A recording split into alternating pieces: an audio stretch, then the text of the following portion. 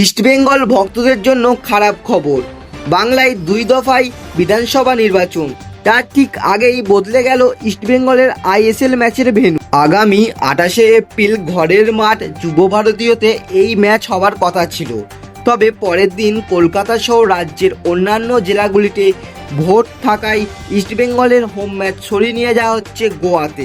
ইস্টবেঙ্গল বনাম উড়িষ্যার ম্যাচে পরের দিন বাংলায় দ্বিতীয় দফা বিধানসভা নির্বাচন। ঠিক তার আগের দিন যুব ভারতীয়তে ইস্টবেঙ্গলের ম্যাচে নিরাপত্তা দিতে পারবেন না বলে জানিয়ে দিয়েছেন বিধাননগর ও কলকাতা পুলিশ। মূলত সেই কারণে চলিত সিজনে একেবারে শেষের দিকে এসে ঘরের মাঠে সুযোগ পাচ্ছে না লাল হলুদ। এক্ষেত্রে সবথেকে বড় ধাক্কা খেলেন ইস্টবেঙ্গলের সমর্থকরা। আসলে যে সমস্ত ইস্টবেঙ্গলের ফ্যানেরা ঘরের মাঠে নিজেদের প্রিয় দলের দুর্ধর্ষ লড়াই দেখার জন্য অপেক্ষা করে বসেছিল, তারা 28শে তারিখে স্টেডিয়ামে গিয়ে ইস্টবেঙ্গলের ম্যাচ দেখতে পারবে না।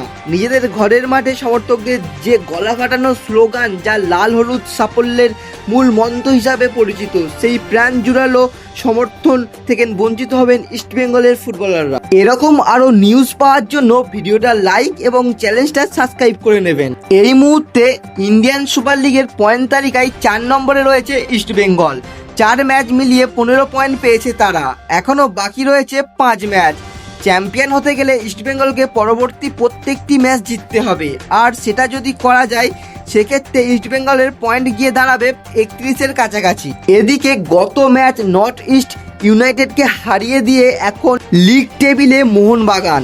লাল হলুদকে চ্যাম্পিয়ন হতে গেলে প্রত্যেকটি ম্যাচ জেতার পাশাপাশি মোহনবাগান এবং সেকেন্ড বয় মুম্বাইকে হারতে হবে।